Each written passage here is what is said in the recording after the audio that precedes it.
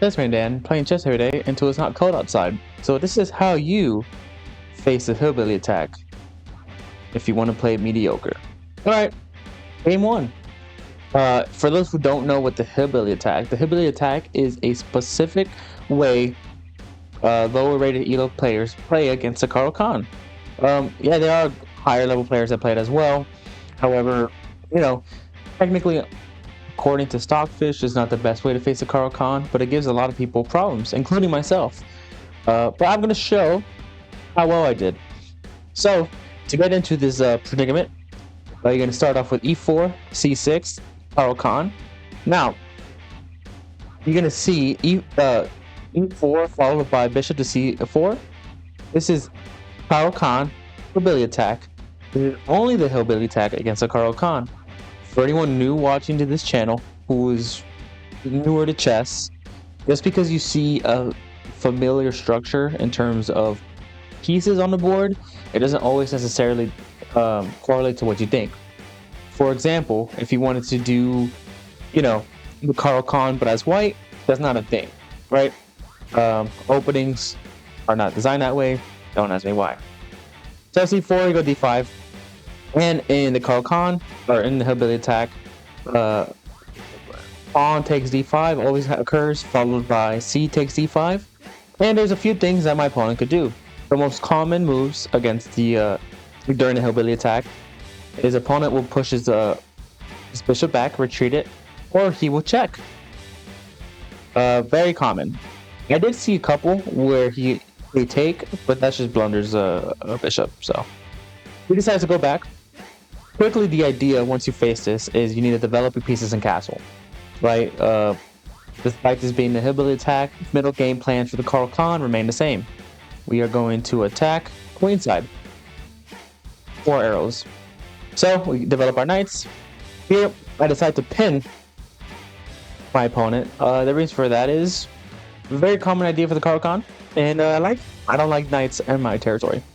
My opponent castles. I decide to go pawn e6. Pawn e6 does two things in the hillbilly attack. The first primary thing, activates your dark squared bishop. Always good. Regardless of if you are facing the hillbilly attack, you want to activate dark squared bishop. However, pawn e6 is also very strong because it essentially immobilizes this light squared bishop. This light squared bishop has nothing to attack. You see? 3 pawns. Very good. Here my opponent moves his rook to e1. I then move my knight to f6. The whole idea with knight to f6 is kick out the bishop and we're going to castle. And for the hillbilly attack, I guess the theory explaining why hillbilly attack isn't the most effective way of playing a Carl Khan is that it's just wasted movements, right? As white, you already have one tempo over your opponent. But hillbilly attack, you just do some wasted movements instead of developing your pieces. Because look how many pieces I've activated compared to my opponent. Here, my opponent decides to push his pawn to h3. I take. Yeah, let's get rid of that knight. And then here, I didn't know what the best move was. I didn't know if I should have just activated my dark squared bishop so I could castle. But I figured, why not fork? Who doesn't like a good fork? Opponent goes queen d3. I decided to take the bishop. Losing my light squared bishop weakened my light squares. So the idea with this is I'm going to weaken his light squares. However, when you give up a knight, you are also weakening your dark squares. Why is that? Because a knight could go on both colors. So there you go. After that, I decided to activate my bishop to d6. I was a little worried about this queen being out here because I was like, oh, maybe he's going to try to check me and I will lose castling rights. However, it doesn't really matter because, I'm still going to get my rook in the way. My opponent decides to activate his knight, I castle. And in this position, I'm very happy. If we turn on the analysis, I have a 0.4 advantage. So I don't know how many moves we're in. We're 13 moves in, and it's dead even. So pretty good. So my opponent, despite playing the hillbilly attack, very good. He played very well. I decided to activate my bishop, my queen. I did this for 2 reasons. A, let's get my queen in a stronger position where she has more vision. And I want to get my rooks connected. So I deal with that. When you are in a middle game and there's no clear ideas, or you're like, hey, I don't know exactly what to do, develop. Continue to develop. And it can't be a bad move. Here, my opponent decides to go pawn at d3. Rook c8. Idea with rook c8, let's control this file. Bishop e5, b4, knight a4. So, let's pay attention to knights because he was attacking. I had the idea of forking, right? And you're like, you have 9 times out of 10, if you see a bishop and a knight, and you can put a pawn in the middle and it's defended, you're gonna win material.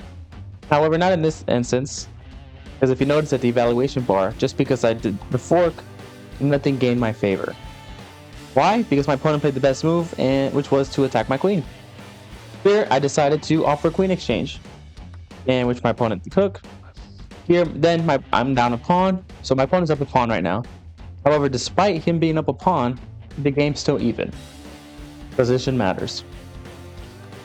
Here, my opponent is eyeing this free pawn. I'm eyeing this free pawn. If I could draw arrows, so we just take pawns. Still dead even. Middle game idea. There's going to be a lot of middle games.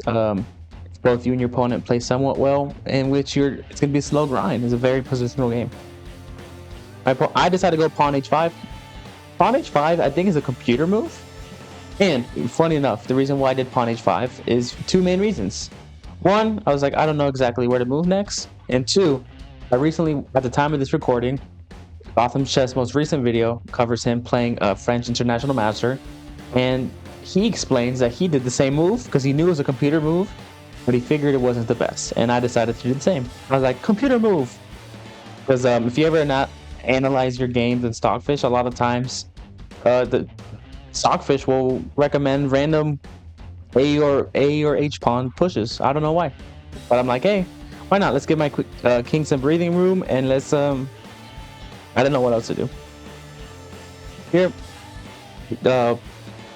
bishop d4, rook d8, bishop c6, attacking my rook, and I decided to double my rooks. My opponent goes bishop d4. I go knight d5. Here is where the game turned. There's a thing called outposts. What are outposts? Outposts are protected pieces, usually in your opponent's territory, where you can place a strong piece, control a lot of material, or control areas, and not be taken away. And what's the outpost that I identified immediately? Bishop g3. This is a very, very strong outpost, especially as we enter the middle game. Why? Well, for starters, attacks his rook. It's in my opponent's 3rd rank. I already have a rook in the 2nd rank, and prevents my opponent from moving to any of these 2 squares. Here, my opponent goes rook e1. I develop my knight. Now, we're going for the kill. Now we have 2 things attacking. My opponent decides to, the best move he could have done is pawn h1. Why? It just prevents the check. Because if he wouldn't have moved it, I would have put him in check and then taken the bishop. So smart move. Here, I go rook g2. In the moment my opponent offers a rook change, he gets checkmated. So this was game 1 of 2 of me facing the Hillbilly. Let's see how I did for the second game. Game 2, starting off with another Hillbilly attack. Now I'm going to explain the Hillbilly attack. We're in this position. First game, my opponent decided to block back his bishop to b3. Instead, he decides to check me. I decide to block with the bishop. Now, there's two things in this position. Whenever you essentially trade off the light squared bishops. In the past, I took with the queen, and every time I took with the queen, Chess.com's review engine or analysis would say taking with the knight's better. So I decided to take with the knight. But funny enough, if you open up the game review, it says taking back with the queen. Regardless, I don't think one is worse than the other. I just wanted my I took with the queen knight. Here my pawn goes e4. The idea with the Hillbilly attack now, and both my opponent and I knew enough, is that we need to quickly develop and castle. So within a few seconds, we both activate all our necessary pieces to castle. Here, whenever my opponent develops both of his knights, if I have an opportunity to pin one, I will. This was the best computer move. My mindset behind it and just playing enough Carl Khan games is if you allow both your opponent's knights to storm your way, especially after weakening your position by a bishop trade, it's not going to be a good day for you. Just had to take. Right, and there's also like a general rule, never really give up your bishops for your knights. However, you learn an opening, you study it, you see what works for you. My castle, and now my opponent is not castling, decides to move his bishop back, and I decide to control the c file. Here my opponent goes bishop e3. I think the idea with that, because there's a lot of variations of Carl Khan where you are fighting for this d4 pawn. So maybe my opponent thought, hey, I need to over-defend this pawn. But by over-defending his pawn, it allowed me to gain a lot of tempo, because if you notice, these past few moves, my opponent just rerouted his bishop. Instead of castling, pushing pawns, he allowed me to develop, while in my opinion, he's doing wasted moves. If we open up the evaluation, 0.2 advantage. So it's even. In my opinion, I feel like it shouldn't be this even because I like my position more. However, what's the idea with taking out my queen to b6? Immediate threat, this pawn. Second, connect my rooks. Here, my opponent finally decides to castle, which allows me to take a free pawn. Here, my opponent decides to kick out my queen. What's awesome about this move, in terms of my opponent, if I decide to play a move like queen here or queen here, he can take back the pawn, so we're dead even. I decided to instead take another pawn and offer a queen exchange. I wanted a queen exchange for two reasons. One, I'm up a pawn, you get the queens off the board, the likelihood of me getting checkmated is very low. The second, if he takes with the queen, I now infiltrate with the rook, so now I have a very powerful rook on his second rank, and it'll be a good day for me. Now, my opponent takes, and that's exactly what happens. Notice, just because it's an even exchange, it's not always even. I just gain a lot of advantage. And the whole idea with the Carl Khan is not so much checkmating opportunities, attack the queen side. Destroyed his queen side. So I'm having a really good day. My opponent decides, hey, I'm gonna do the same. I decide, hey, I'm gonna take another free pawn and defend this pawn. And now I'm up 2 points of material. My opponent decides to trade off, or try to take this knight. And I decide, hey, get out of here. And we do a quick exchange. I don't think this was the best move my opponent could have done. Maybe the computer says otherwise, but when a general rule is when you're down material, you don't want to exchange pieces. This is not a good rule. Here, my opponent decides to move his knight to e5, seeing some crazy maneuvers. I decide to move my queen h7, for multiple reasons. One, I want to get my queen to a safer spot, a more active spot. Or king. Did I say queen? I meant king. And second, as when you're in the middle game approaching the end game, you need to get your king off the last rank, activate. Here, my opponent decides to go knight to c6. The whole idea with knight to c6 is that they're trying to win this pawn. I saw this from a mile away. I'm like, he's trying to win this pawn. However, I see an opportunity to get my rook on a c file and infiltrate and potentially checkmate. So that's what I did. I decide to move my rook to c6. 8. My opponent, I don't know if he saw that I wanted to go to the second rank. However, he probably just thought the immediate threat is his knight. And that's what I love about this move, and moves you should aspire to do during your chess game. Keep in mind, I'm only 1,000, so I'm not an authority in chess.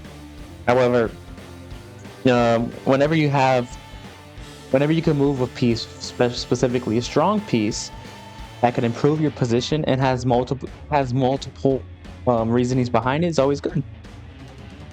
It's like, he took my pawn. Cool. I don't care. Now I have 2 rooks in the second rank, which is what I wanted. Here, my opponent decides to continue his knight galloping around my board, and I was trying to calculate, like, can my opponent do anything to me with this knight and rook on this side? He's like, yes, potentially. However, tempo is very important. And in this case, I just knew that if I could get my rooks, if I could get past the F file, it's like my opponent would be too slow. So it's like, all right, I want to get my rook past this F file. It's like, I don't want to exchange rooks. I would just end up losing in this position. I was like, but what if I bring out my knight? And that's what I did. My opponent decided to do his knight as well. Essentially offering a knight exchange. I probably should have taken it, but the computer wanted me to take, right? Because then I'm up a knight and I'm having a really good day. I decided to do, which was a brilliant move, knight F2. That's not the brilliant move. My opponent decided to take instead. This is the brilliant move, pawn H3. And I will even open up the game review to show you the beautiful blue exclamation mark. I sacrificed the bishop. The whole idea, the bishop, excuse me, the knight. What's the idea with it? Is that I'm checking, and if regardless if my opponent moves his king or takes with the pawn, it's like I'm checkmating in a few moves. He takes, and I check, and after a couple moves, it's checkmate. 2 for 2 in a hillbilly attack. That's how I deal with it at my level. Let me know if you face a hillbilly attack, and if so, how do you handle it?